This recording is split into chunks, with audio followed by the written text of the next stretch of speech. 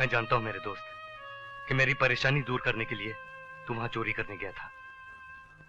तूने ये नहीं सोचा मेरे दोस्त कि मेरे वजह से तू बदनाम हो जाएगा, एक चोर कहलवाएगा और ये दुनिया। बस कर विजय, मैं पहले अपनी नजरों से गिर चुका हूं और मुझे नीचे मत गिरा। ये तू क्या कह रहा है यार? तू नहीं जानता मैं कितना बड़ा कसूरवार हूं, कितना बड़ा गुनहगार हूं। गुनहगार? हाँ, मैं ही वो गुनहगार हूं। आज तक एक राज, एक पाप मैंने अपने सीने में छुपा रखा। वो खुदगर्ज, वो बेरहम, वो मतलबी इंसान कोई और नहीं बल्कि मैं खुद हूं। मैं ही वो चोर हूं जिसने तुम्हारा बैग बस स्टॉप से चुराया था। क्या? वो चोरी तूने की? हाँ, मैंने वो चोरी की थी। मैं ही वो चोर हूं क्योंकि चोरी करना मेरा पेशा है, मेरी रोजी रोटी का जरिया है। कमीने, मक्कार, विजय छोड़ दे। अपना पेट भरने के लिए तूने मेरे गांव वालों को जीते जी मारा। आज तेरे कारण मेरा गांव पानी की आग में चल रहा है। इसकी जड़ तू है, इसका कारण तू है।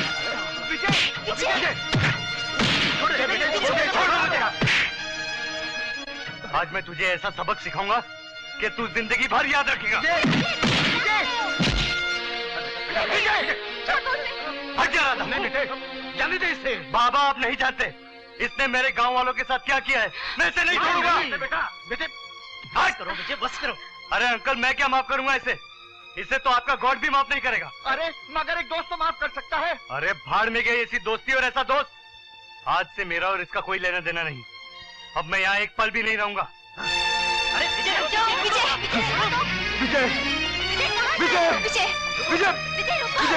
अपने दोस्त को इतनी बड़ी सजा मत दे, मुझे माफ कर दे। छोड़ दे मुझे। विजय, एक दोस्त के लड़खड़ाते कदमों को एक दोस्त ही संभाल सकता है। विजय भैया, कोई आदमी इस दुनिया में शौक से चोर या मुजरिम नहीं बनता। गरीबी, भूख और मजबूरी उसे बना देती है। विजय, तुमने जो कुछ भी सुना वो इसका गुजरा हुआ कल था। भूल जाओ उस कल को, माफ कर दो इसे। बेटे, तेरी वजह से आज उसके अंदर एक नई अमर ने जन्म लिया है। उसे छोड़ के मत जा बेटे। हाँ विजय भैया, कहते हैं जिसे माँ बाप नहीं सुधार सकते उसे कभी कभी दोस्त सुधार दिया करते हैं। हाँ भैया, माफ कर दीजिए उन्हें। विजय, मैं वादा करता हूँ आज के बाद उसी रास्ते पर चलूंगा जिस पर तू चलने को कहेगा। मैं वादा करता हूँ।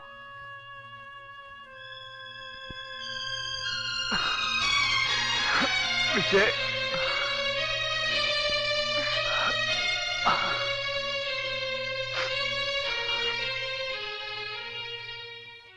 वो मैंने एक चोरी और भी की है,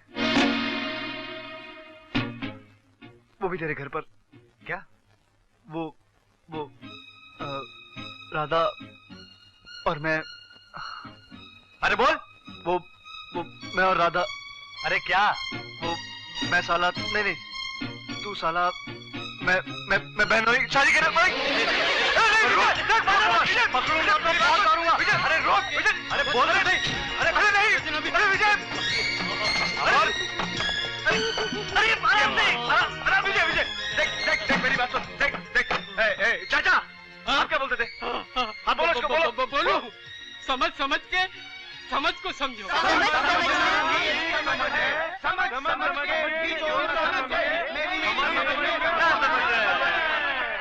समझ गया। तू समझा? अरे मैं तो सब समझ गया, तुम लोग सब।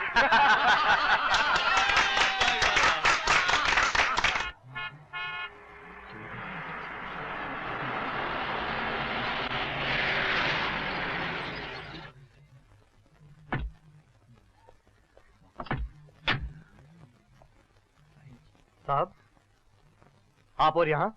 हाँ विजय, तुम्हारे गांव के लिए मैं ट्यूबवेल ले आया हूँ। मेरे गांव के लिए? हाँ, तुम्हारी जुबानी तुम्हारे गांव की कहानी सुनी तो मेरा मन भर आया और इंसानियत का सबसे बड़ा फर्ज समझकर मैं। साहब मैं जरूरतमंद जरूर हूं, लेकिन इतना मजबूर नहीं कि अपने फर्ज का बोझ किसी दूसरे के कंधों पर डालूं। साहब, मुझ पे इतने बड़े एहसान का बोझ मत डालिए, ये बोझ मुझसे सहा नहीं जाएगा साहब। वाह, उस रोज तो तुम अपने गांव की तबाही पर रो रहे थे, पानी की एक एक बूंद के लिए तड़पते हुए इंसानों की तस्वीर दिखा रहे थे, आंसुओं में डूबे हुए अपने गांव की कहानी सुना रहे थे। और आज जब मैं तुम्हारे उसी गांव के लिए ये ट्यूबवेल लेकर आया हूं, तो तुम्हारा जमीर जाग उठा, तुम्हारे अंदर की खुददारी बाहर आकर चिल्लाने लगी। अरे मैं कौन सा दानवीर कर्ण हूं जो तुम्हें ये ट्यूबवेल दान में दे रहा हूं? अरे तुम पर ये कर्ज है, जिस दिन तुम इसे चुकाने के काबिल हो जाओगे, आकर मेरा कर्ज चुका देना। सनी साहब ठीक कहते हैं, हम भी बस्ती में आपस में आटा चावल घी उधार लेते हैं ना, जब वक्त आता है वापस कर देते हैं। विजय, आजकल तो एक देश दूसरे देश से कर्ज लेता है। बेटे, चोरी करना गुनाह है, किसी को धोखा देना पाप है, उधार लेना पाप नहीं है। हाँ भैया, बाबा सही कह रहे हैं। आपके ये एहसान ने तो मुझे सर से लेकर पांव तक खरीद लिया है। आपका ये एहसान मैं जिंदगी भर नहीं भूलूंगा साहब, और सबसे पहले आपका कर्ज चुकाऊंगा। विजय, कर्ज तो अकेला नहीं चुकाएगा, हम दोनों साथ मिलकर चुकाएंगे।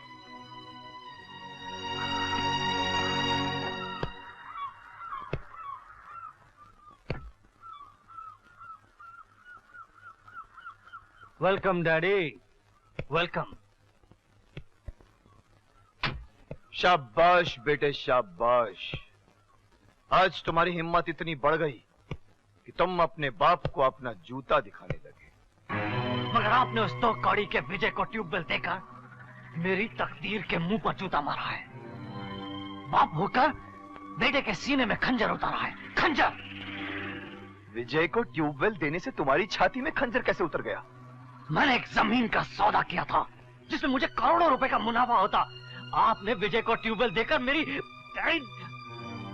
अगर ट्यूबवेल वहां पहुंच गया तो उस जमीन से पानी निकल आएगा, और अगर जमीन से पानी निकल आया तो जमीन हमारे हाथ से निकल जाएगी।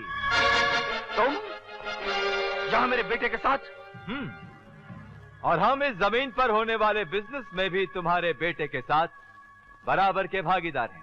नहीं, ऐसा कभी नहीं हो सकता।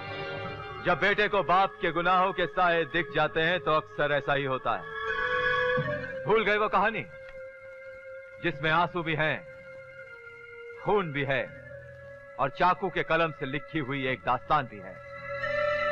हा?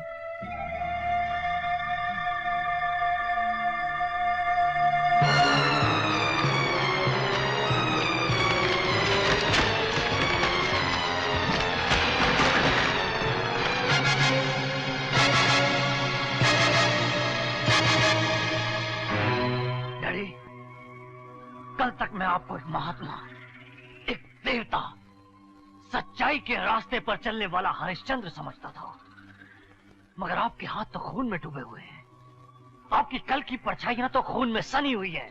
छी, छी, मुझे तो आपको बाप कहते हुए भी शर्म आती है।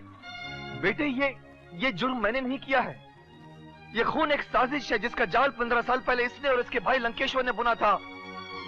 इन दोनों ने मुझे अपने जाल में फांस लिया था। मैं बेकसूर हूं, बेगुनाह हूं बेटे। अच्छा, अगर आप बेकसूर और बेगुनाह थे तो 12 साल तक खामोश क्यों रहे? तेरी खातिर बेटे, तेरी खातिर, कि कहीं दुनिया तुझे खूनी का बेटा ना कहे, तेरा बचपन कहीं लावारिस या बेसहारा ना हो जाए। मगर ये क्या, आज तू भी इनकी साजिश का शिकार हो गया? ये वो जहरीले सांप है बेटे जो इंसानों की सांसों को भी डस जाए। इनसे अपना साथ छुड़ा ले बेटा, वरना ये तेरी जिंदगी को नरक समान कर देंगे। आप मुझे सिर्फ इतना बताइए, आप विजय से ट्यूबवेल वापस लेंगे या नहीं? बेटा, अब भी वक्त है, दोस्त और दुश्मन को पहचान। आप विजय से ट्यूबवेल वापस लेंगे या नहीं? बेटे, ये तेरी जिंदगी में जहर भर देंगे। आप विजय से ट्यूबवेल वापस लेंगे या नहीं? हम तुम्हें आज शाम तक का वक्त देते हैं। अगर तुमने विजय से ट्यूबवेल नहीं लिया तो ये तस्वीरें जो तुम्हारे घर के फर्श पर पड़ी हैं, पुलिस स्टेशन की टेबल पर नजर आएंगी। हाँ, फैसला आपके हाथ में है। विजय से ट्यूबवेल वापस लेना चाहते हैं या फांसी का फंदा अपने गले में डालना चाहते हैं? आओ पार्टनर, चलो।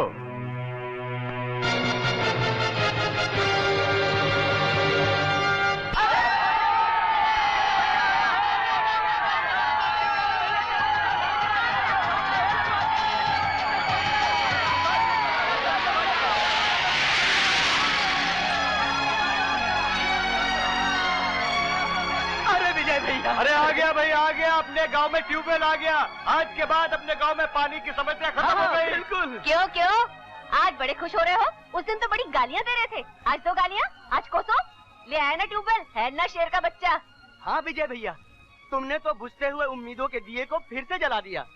विजय, जब हर घर में पानी पहुंचेगा तो लोग तुम्हें कितनी दुआएं देंगे। तुम पानी नहीं लाए हो बेटा, इस गांव के लिए जिंदगानी लेकर आए हो। बस बस बस बस बस, बहुत तारीफ कर ली आप लोगों ने। आइए हिस्से मिलिए। ये है मेरा होने वाला बहनोई अमर। नमस्ते अमर बाबू। नमस्ते। मुबारक हो, लगता है अब आप भी हमारे गांव से जुड़ गए हैं। सिर्फ ये नहीं, ये भी अब इस गांव से जुड़ गई हैं। ये है मेरी होने वाली भाभी।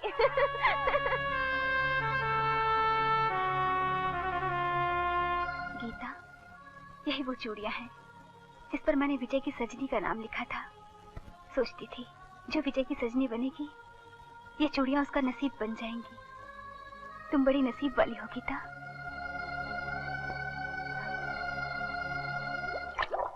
अरे सब गड़बड़ हुई गवा भैया, सब गड़बड़ हुई गवा।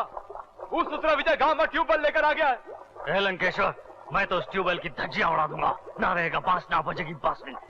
शांति शांति, हमका बांस की भी जरूरत है और बांसुरी की भी। हम बांस भी ना ही तोड़ेंगे और बांसुरी भी बजाएंगे। ऐसन खेल खेलेंगे कि सारा गांव मैदान छोड़कर भाग जाएगा।